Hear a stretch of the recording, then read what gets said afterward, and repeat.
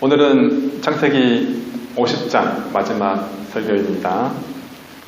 설교 제목은 악을 선으로 바꾸신 하나님입니다. 变邪恶善的上帝. 자, 창세기를 설교한 게 시작한 것이 2010년 7월 26일이었습니다. 그러니까 1년 넘어서 오늘 창세기 설교를 끝마치게 되었는데요. 다음 주부터는 창세기에 이어서 출애굽기를 계속해서 설교하도록 하겠습니다. 창세기 처음 시작 내용은 하나님께서 천지와 또 만물, 하늘과 땅과 또 지구, 해, 모든 것들을 창조하신 것들, 그리고 동물과 식물들을 만드신 것들이고요. 그리고 또 동물과 식물을 다스릴 사람, 즉 아담과 하와를 창조하셨죠. 그런데 아담과 하와는 죄를 지음으로 말미암아서 즉 하나님의 말씀에 불순종하고 하나님처럼 되려고 그렇게 선악과를 먹었다가 하나님께 벌을 받게 되었습니다.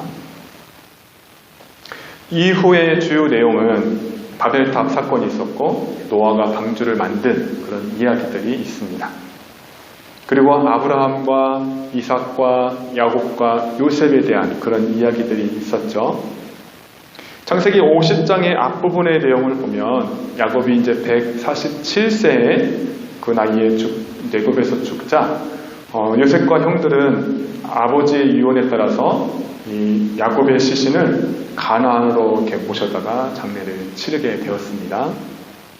뒷부분의 내용은 요셉이 110세에 죽고 또 유언을 남겼는데 출애굽할 때 자신의 해골을 가지고 나가서 약속의 땅 가나안 땅에 묻어달라라고 말을 했습니다.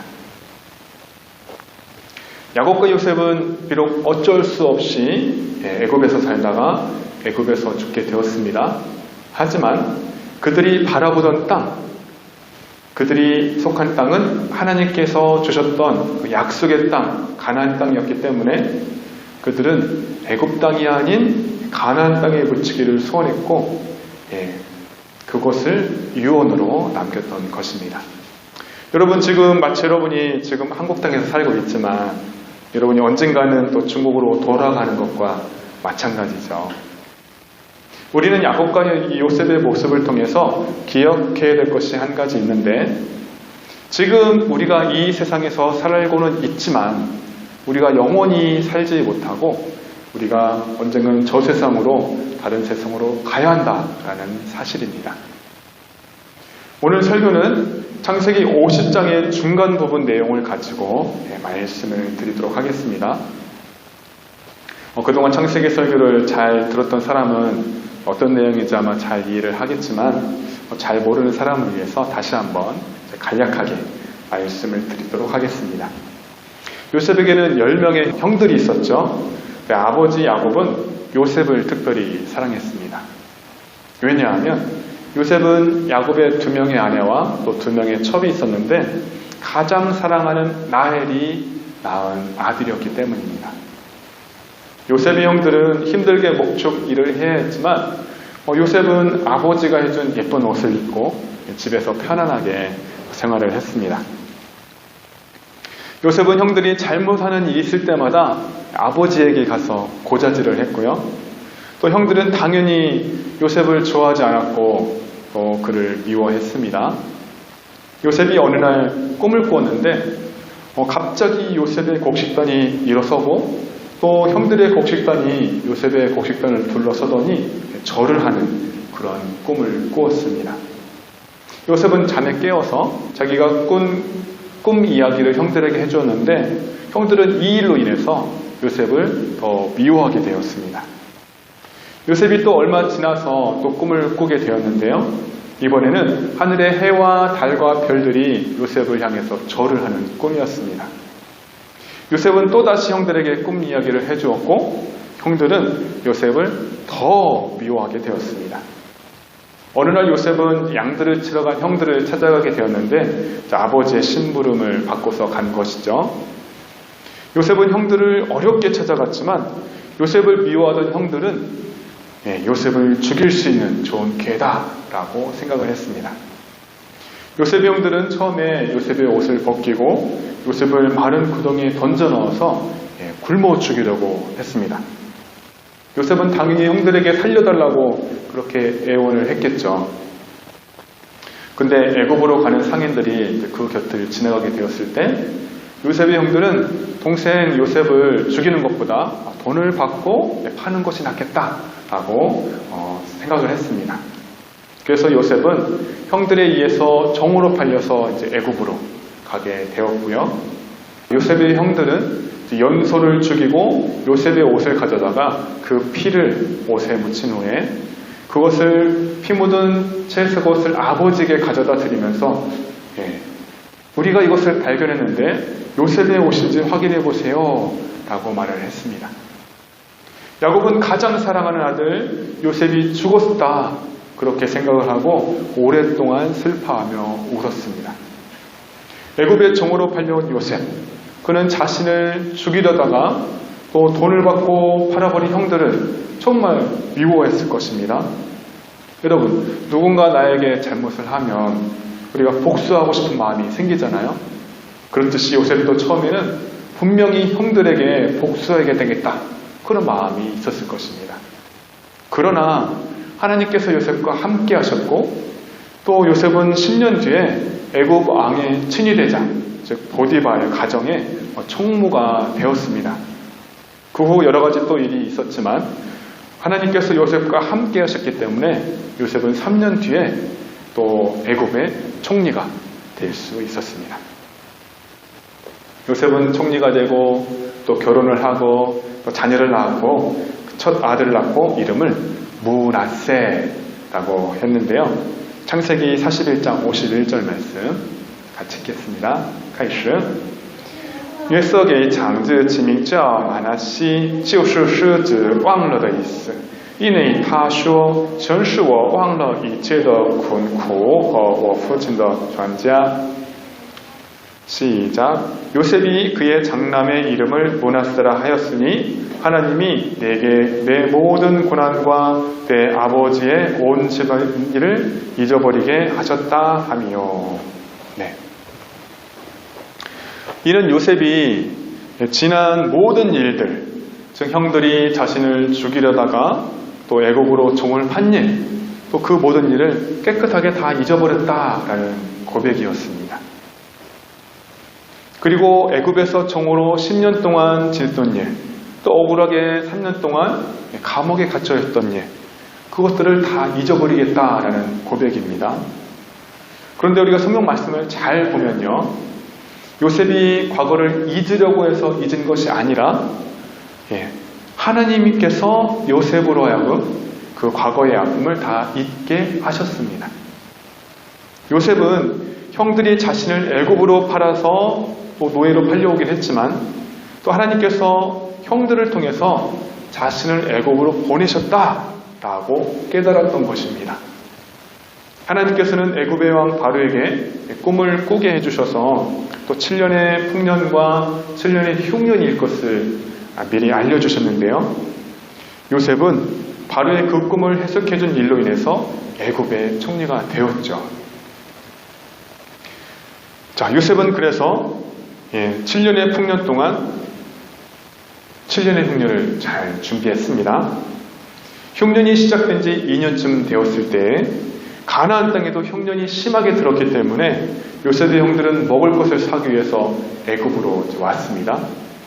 요셉의 형들은 애굽의 총리가 된 이 요셉을 처음에 알아보지 못했죠. 절을 했지만 알아보지 못했습니다. 하지만 요셉은 한눈에 형들을 알아볼 수가 있었습니다. 요셉은 형들이 지금 어떻게 변했는지 알아보려고 여러 가지 테스트를 했습니다. 그런데 형들은 결국 요셉의 테스트를 모두 통과했고 또 요셉은 드디어 자기가 요셉이라고 자신의 신분을 형들에게 이야기를 했습니다. 그러면서 요셉은 형들에게 내가 이미 형들을 다 용서했습니다 라고 이야기를 해줬죠. 창세기 45장 5절 말씀 开始现在不要因为把我买到这里只有只恨这是神差我在你们以前来为要保全生命. 시작. 당신들이 나를 이곳에 팔았다고 해서 근심하지 마소서. 한탄하지 마소서. 하나님이 생명을 구원하시려고 나를 당신들보다 먼저 보내셨나이다. 애굽의 총리가 된 요셉 덕분에 야곱과 그의 가족 한 70여 명은 이제 가나안 땅을 떠나서 애굽으로 이주해서 살게 되었습니다. 애굽의 고센 땅에 정착해서 이제 먹을 것을 걱정하지 않고 이제 편안하게 살게 되었습니다. 야곱의 가족이 애굽에 온 지 17년 후에 요셉이 죽게 되었고요. 또 창세기 50장 앞부분과 같이 요셉은 아버지의 장례를 성대하게 치루어 주었습니다. 그런데 장례를 마친 후에 요셉의 형들은 걱정하기 시작했습니다. 그것은 바로 이제 아버지가 돌아가셨으니 요셉이 이전의 일로 자신들에게 복수를 하지 않을까라는 걱정이 들었던 것입니다. 창세기 50장 15절 말씀 开始 约瑟的哥哥们又父亲死了，就说活着约瑟会恨我们，照着我们从前待他一切的都足足的报复我们. 시작. 요셉의 형제들이 그들의 아버지가 죽었음을 보고 말하되 요셉이 혹시 우리를 미워하여 우리가 그에게 행한 모든 악을 다 갚지나 아니할까 하고. 그런데 이와 비슷한 장면이 아버지 야곱과 그의 쌍둥이 형, 즉 에서에게 있었습니다. 야곱은 배고파하는 형에게 팥죽 한 그릇을 주고 장자권을 빼앗았죠. 그리고 아버지를 속여서 형이 받을 축복기도를 훔쳤습니다. 이 일로 인해서 에서는 머리 끝까지 화가 났고요. 또 아버지 이삭이 죽으면 동생 야곱을 죽이겠다, 그렇게 결심을 했었습니다. 야곱은 형 에서가 자신을 죽이려 한다는 것을 알게 되었고 또 외삼촌을 집으로 도망을 갔었습니다. 이와 같이 요셉의 형들은 아버지가 이제 돌아가셨으니까 요셉이 자신들에게 복수할 것이라고 생각을 하게 되었던 것입니다. 요셉이 이미 오래전에 형들에게 내가 진심으로 용서합니다 라는 말을 했었음에도 불구하고 요셉의 형들은 아버지가 그동안 살아계셨기 때문에 요셉이 자신들에게 복수하지 않았는데 지금까지 참았던 것이라고 생각을 했었는데 요셉은 이제 진심으로 형들을 용서했는데도 불구하고 형들은 자신들이 과거에 지은 죄 때문에 죄책감을 가지고 그때까지 괴로워하며 두려워하고 있었던 것입니다. 이처럼 죄를 지으면 죄책감을 느끼게 되기 때문에 마음이 괴롭죠. 사람은 잘못하면 왜 죄책감을 가지는 것일까요? 사람은 하나님의 형상을 닮았기 때문에 마음속에 양심이 있습니다. 즉 하나님께서 우리 사람들 마음에 양심을 주셨습니다. 그래서 사람은 무엇을 훔치거나 누구를 때리거나 또 누구를 죽이는 등 죄를 지으면 죄책감을 느끼게 됩니다. 그러나 사람이 아닌 동물이나 또 식물들은 양심이라는 것이 없습니다.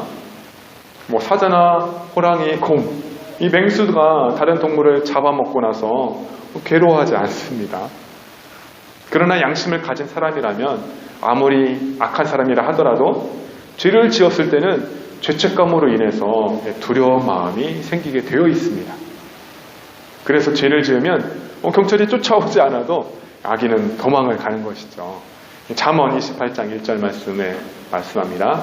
开始恶人虽无人追赶也逃跑一人却胆壮像狮子. 시작. 악인은 쫓아오는 자가 없어도 도망하나 의인은 사자같이 담대하니라. 이처럼 요셉의 형들은 양심의 가책을 받아서 언제 요셉으로부터 안갚음을 당할지도 모른다고 생각하고 스스로를 고문하고 있었던 것입니다. 요셉의 형들은 사람들을 요셉에게 보내서 아버지가 돌아가시기 전에 유언을 남겼다라고 말을 전했습니다. 너희는 이같이 요셉에게 이르라. 내 형들이 내게 악을 행할지라도 이제 바라건대 그들의 허물과 죄를 용서해줘라. 그러면서 요셉의 형들은 요셉에게 우리 죄를 용서해 주십시오 라고 또 전했습니다. 요셉은 형들의 말을 전해 듣고 울었습니다. 요셉은 왜 울었을까요? 요셉은 자신의 형들이 아직도 죄책감에 빠져서 두려워하고 있는 것을 보고 안타까워서 눈물을 흘렸던 것입니다. 자신이 형들의 죄를 완전히 용서해 주었음에도 불구하고 형들에게 확신을 주지 못했다는 것을, 그것을 깨닫고 안타까워서 울었던 것입니다. 그 후 요셉의 형들은 직접 요셉에게 찾아와서 다시 엎드려서 절을 합니다. 그러면서 자신들은 요셉의 종입니다 라고 말을 했습니다. 요셉은 어릴 적에 형들이 자신에게 절을 하는 꿈을 2번 꿨다고 했죠.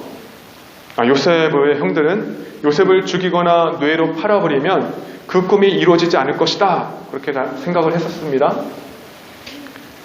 하지만 하나님께서는 요셉에게 주신 꿈은 결국 이렇게 현실이 되었습니다. 요셉의 형들이 애굽의 총리가 된 요셉을 처음 만났을 때에는 요셉인 줄 모르고 절을 했었지만 지금은 자신들의 과거의 잘못을 깊이 깨닫고 또 정말 미안한 마음으로 진심으로 용서를 구하면서 요셉에게 다시 절을 했던 것입니다. 죄를 지었을 때 죄책감으로부터 벗어날 수 있는 방법은 무엇이 있을까요? 먼저는 모든 것을 알고 계시는 하나님께 우리가 죄를 고백하고 용서를 구해야 합니다. 그리고 또한 내가 잘못한 상대방에게 가서 진심으로 또 용서를 구해야 합니다. 또 법적으로 잘못한 일이 있다면 또 형벌을 받아야 마땅하죠. 만약 형들이 요셉에게 다시 용서를 구하지 않고 마음으로만 그렇게 생각했다면 어땠을까요? 그들은 아마도 죽을 때까지 요셉이 우리에게 안 갚음하면 복수하면 어떻게 하지? 그 두려운 마음을 가지고 평생을 살았을 것입니다. 물론 우리는 하나님 앞에서 모두 죄인입니다. 그런데 하나님께서 우리에게 은혜를 주셔서 우리가 예수 그리스도를 믿음으로 하나님의 자녀가 되었고, 또 우리는 하나님의 자녀가 되었음에도 불구하고 때로는 연약해서 실수하고 죄를 짓습니다. 우리가 죄를 지었을 때는 죄책감에 사로잡혀서 살아가지 않도록 하나님께 우리가 진심으로 회개 기도해야 하고요. 또 우리가 하나님께 용서를 구한다면 하나님께서는 우리를 용서해 주실 것입니다. 우리 요한일서 1장 9절 말씀. 我们若认自己的罪，神是信实的，是公义的，必要赦免我们的罪，洗净我们一切的不义。 시작. 만일 우리가 우리 죄를 자백하면 그는 미쁘시고 의로우사 우리 죄를 사하시며 우리를 모든 불의에서 깨끗하게 하실 것이요. 아멘.